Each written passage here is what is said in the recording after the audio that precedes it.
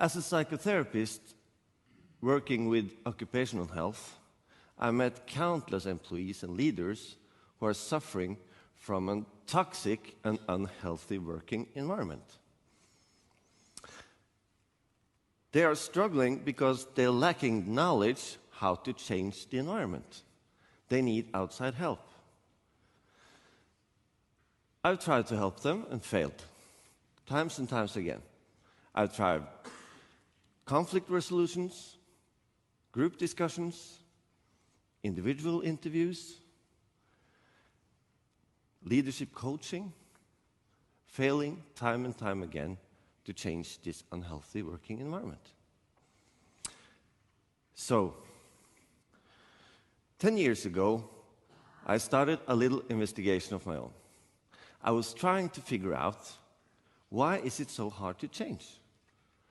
And I found out that a great number of employees and leaders were talking negatively about their colleagues when they were not present, namely backbiting. So the definition of backbiting is talking negatively about the third person who's not present. I have a question for you all. Please raise your hand if you think backbiting takes place at your workplace or place of study. Please raise your hand. Wow, okay, thank you very much. It's not exact, but I think about 90% of you raised your hand. In ancient Greece, the great philosopher Socrates met an acquaintance on the street. An acquaintance said, "Hey, Socrates, have you heard the latest news about your friend?" And Socrates says, "No, but before you tell me this news, I want you to pass a little test. It's called the triple filter test." The triple filter test, you said? Okay. First question, do you know what you're going to tell me about my friend? Is it true? Oh no, I just heard it, I don't know. Okay. You could still pass the test. The second question, is it anything good you're going to tell me about my friend? Oh no, on the contrary, he said, nothing good. Okay. You may still pass the test. The third question, is what you're going to tell me, is it useful? Oh no, it's not useful. Okay, Socrates said, first of all, you don't know if it's true. Second, it's nothing good. Third of all, it's nothing useful. Why bother tell me? Do you know who in our society today that backbites? Yes, women. It's women.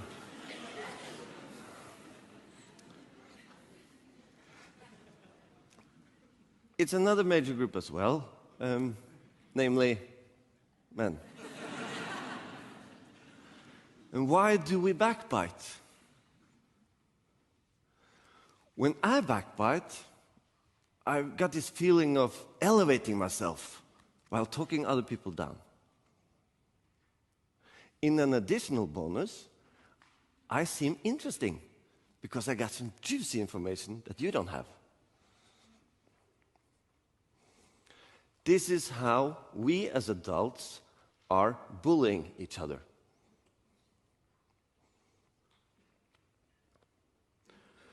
I have a second question for you. Please raise your hand if you want to work in a place there is no backbiting going on. No gossip. Okay. Thank you very much. It's interesting, right?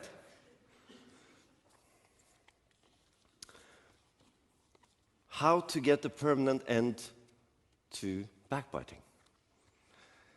I've done one genius thing in my life. I think this is it. I call it Gossip 2016. And this is how you can all apply it in your workplace if you want to. First of all, you gather a group. Perhaps not as many as you are. Second of all, you ask the first question.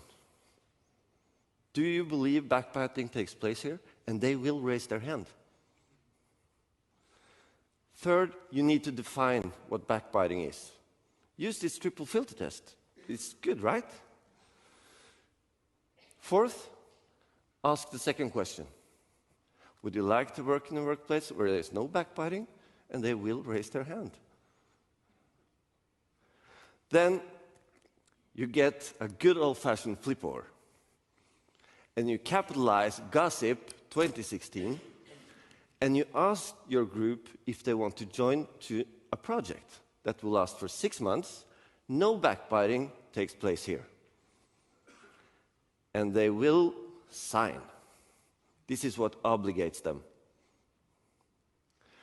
After they signed, you get this sheet in a glass frame, you put it on the wall where everybody can see it, and for every week, for the next 6 months, you ask the group, how are we doing with Gossip 2016?